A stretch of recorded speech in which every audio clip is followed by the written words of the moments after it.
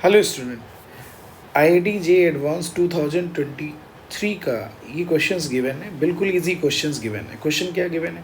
Late M is equal to A I J, I and J belongs to 1 2 3 given है। B 3x3 matrix दिया है such that A I J is equal to 1 है if J plus 1 is divisible by कितना given है? I given है। Otherwise A I J equal to 0, then which of the following statement is are true दिया हुआ है। अब यार ये क्वेश्चन आ गया। अब इस क्वेश्चन के लिए बात की जा रही है। देखो इन्होंने बोला कि यार एक मैट्रिक्स गिवन है एम। अब एम जो है वो 3x3 की मैट्रिक्स है। अब देखो 3x3 की जो मैट्रिक्स है तो उसे आप क्या लिखोगे?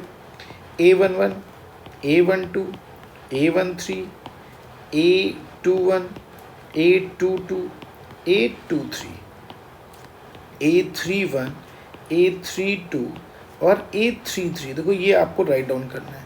अब देखो क्वेश्चन क्या गिवन है। क्वेश्चन ये कह रहे हैं कि अब ए आई जे में ये बोला गया है कि इफ़ जे जो है, if j plus 1 is divisible by क्या हो जाए? आई हो जाए। ये बोला गया j plus 1 is divisible by i, तो इसका जे कितना हो गया? 1। तो 1 + 1 कितना हो गया? 2। अब तो देखो जो पहले रो के जितने भी एलिमेंट्स हैं, चूँकि सब 2 + 1 यानी 3 हो जाएगा, 3 इज़ डिविजिबल बाई 1।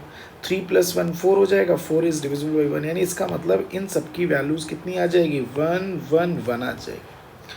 अब इस वाले के लिए बात कर ले रहे हैं। देखो यहाँ पे आई 2 हो गया, जे कितना हो गया? 1 हो गया। तो जे प्लस 1 यानी इसका मतलब कितना आ जाएगा? 2। 2 इज़ डिविजिबल बाई 2, इसकी वैल्यू कितनी आ जाएगी? 1।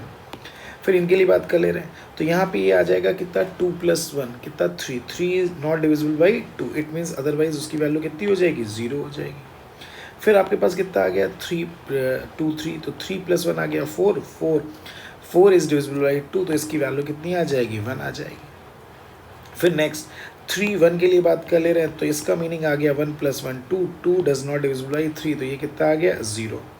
अब फिर हमने ये बात कर ली 2 + 1 कितना आ जाएगा? 3। 3 does not 3 is divisible by 3, it means 1 आ जाएगा। और यहाँ does not divisible by this आ गया। अब देखो पहला ऑप्शन कहा जा रहा है कि ये कैसी इन्वर्टेबल है कि नहीं। इन्वर्टेबल मैट्रिक्स के लिए अब हमको क्या करना पड़ता है? उसकी सिंगुलरिटी चेक करनी पड़ती है। यानी उसकी जो मैट्रिक्स है सिंगुलर है। सिंगुलर का मतलब उसका डिटर्मिनेंट 0 है कि नहीं है। तो उसके लिए हमें क्या करना पड़ेगा? सबसे पहले इसका डिटर्मिनेंट m फाइंड आउट करना पड़ेगा। अब डिटर्मिनेंट ऑफ m के लिए बात कर ले रहे हैं तो अगर हम इसका डिटर्मिनेंट फाइंड आउट करेंगे तो ये कितना आ जाएगा? देखो 1 1 0 1 0 1 1 1 0 आ गया। तो इसमें देखो first column and third column अगर चेक कर लेते हैं, first column and third column both are क्या है? आइडेंटिकल है। तो डिटर्मिनेंट ऑफ विल बी क्या आ जाएगा? 0 आ जाएगा। 0 है तो इसका मतलब ये क्या आ जाएगा? सिंगुलर मैट्रिक्स आ जाएगा। कैसी मैट्रिक्स आ जाएगा? सिंगुलर मैट्रिक्स आ गई। अगर सिंगुलर मैट्रिक्स आ गई तो इसका मतलब नॉन इन्वर्टेबल आ जाएगा। क्या आ जाएगा? Implies that non invertible matrix आ जाएगा।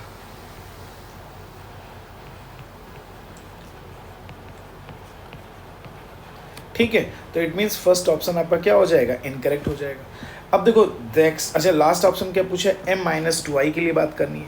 अगर हम m-2i के लिए बात कर ले रहे हैं, अब देखो m-2i का मतलब क्या हुआ? अगर मैट्रिक्स के लिए बात कर ले रहे हैं तो ये आपका कितना आ जाएगा? 1 1 0 सॉरी 1 1 1, तो ये 1 1 1 1 0 1 0 1 0 और -2i का मतलब कितना आ जाएगा? 1। आइडेंटिटी मैट्रिक्स 0 1 0 0 0 1 आ जाएगा। तो अब देखो इससे जो वैल्यू आ जाएगी तो वो आपकी कितनी आ जाएगी? जो भी चेंज आएगा वो डायगोनल में चेंज आएगा। इसका मतलब कितना आ जाएगा? ये -1 हो जाएगा, ये -2 हो जाएगा और ये वैल्यू भी क्या आ जाएगी? -2 हो जाएगी। बाकी कोई चेंजेस नहीं आएंगे। तो 1 1 1 1 और ये कितना आ जाएगा? 0 और 1 आ जाएगा।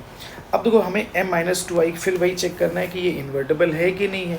तो इन्वर्टेबल के लिए हमें क्या करना पड़ेगा? इसका डिटर्मिनेंट फाइंड आउट करना पड़ेगा। अब इसका डिटर्मिनेंट निकाल रहे हैं तो -1 इंटू कितना आ जाएगा? 4 -1। फिर हमने -1 लिखा और ये कितना आ जाएगा? -2 माइनस कितना आ गया? 0 आ गया, +1 और ये कितना आ जाएगा? 1 -0 आ गया। तो इसकी वैल्यू -3 + 2 + 1 यानी कितना आ जाएगा? 0 आ गया। इसका मतलब ये भी क्या हो गया? नॉन इन्वर्टेबल मैट्रिक्स आ गई। ठीक है, ये भी क्या आ गया? नॉन इन्वर्टेबल आ गया। अब नॉन इन्वर्टेबल आ गया तो इसका मतलब यानी डी ऑप्शन भी आपका क्या हो जाएगा? रॉन्ग हो जाएगा। अब देखो हमें किसके लिए बात करना है? बी के लिए। There exist a non zero column matrix. अब देखो नॉन जीरो कॉलम मैट्रिक्स के लिए बात कर ले रहे हैं तो अब हमें उसके लिए बात करनी है। अब देखो नेक्स्ट ऑप्शन जो दिया हुआ है, अब हमसे बोल रहे हैं एम। m का मतलब ये आपका आ गया 1 1 1 1 0 1 0 1 0 इंटू इससे मल्टीप्लाई कर रहे हैं a1 a2 a3 और इंटू ये कितना आ जाएगा इधर -a1 -a2 एंड -a3। अब ये बोलना है कि इधर ऐसी कोई मैट्रिक्स, ठीक है। अब देखो इसको अगर मल्टीप्लाई कर रहे हैं तो आपको पता है दिस इंटू दिस, इसका ऑर्डर कितना है 3 क्रॉस 3 का, ये ऑर्डर कितना है 3 क्रॉस 1 का। अब जो मैट्रिक्स आएगी वो 3 क्रॉस 1 की आ जाएगी। तो अब देखो हमने जब मल्टीप्लाई कर लिया तो इससे देखो क्या आ गया, यहाँ लिख दे रहे हैं, तो ये कितना आ जाएगा आपका फर्स्ट, तो ये नहीं कितना आ गया a1 plus a2 plus a3। Next वाला क्या आ गया a1 plus 0 plus a3। Next वाला क्या आ गया 0 प्लस a2 प्लस a3।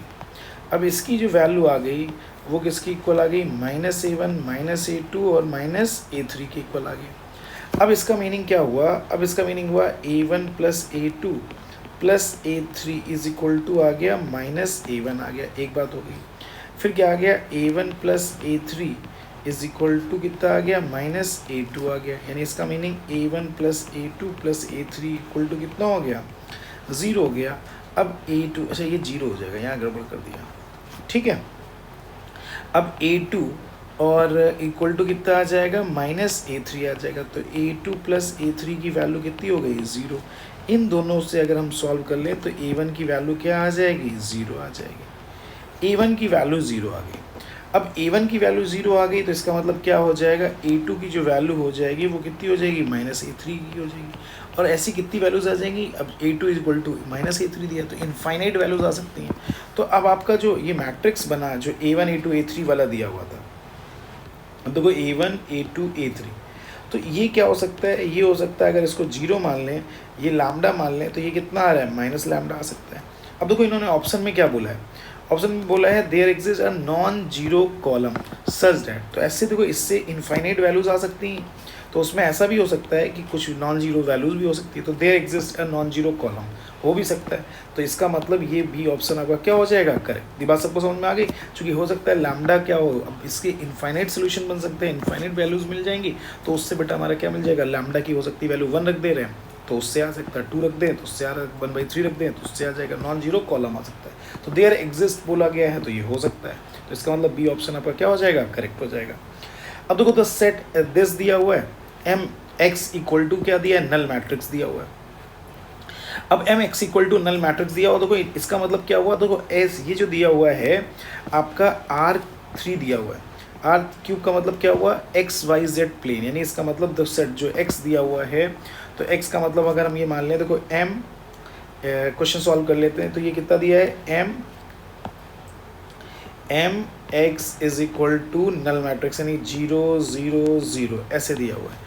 तो इसका मतलब ये जो x की जो वैल्यू है, यानी कि m अगर मैट्रिक्स लिखें तो x का मतलब क्या हुआ x y z ऐसे, तो ये x y z का मतलब स्पेस में ये वैल्यूज ऐसे आ रही हैं, तो इसका मतलब इसमें इनफाइनाइट सोल्यूशन होना चाहिए। इनफाइनाइट ऐसे क्वेश्चन में इनफाइनाइट सोल्यूशन का मतलब m डिटर्मिनेंट ऑफ m की वैल्यू क्या होनी चाहिए 0 होनी चाहिए। तो आपको पता ही है डिटर्मिनेंट ऑफ m की वैल्यू 0 ही होती है, तब ये क्या होता है इनफाइनाइट सोल्यूशन आ जाता है, यानी इसका मतलब x y z belongs to real number, x y z belongs to क्या हो जाएगा रियल नंबर आ जाएगा, तो इसलिए ये आपका सोल्यूशन क्या हो जाएगा करेक्ट हो जाएगा। तो इसका मीनिंग इसका ऑप्शन क्या आ जाएगा सी बी ऑप्शन आपका क्या हो जाएगा करेक्ट हो जाएगा। ठीक है, thank you for watching this video.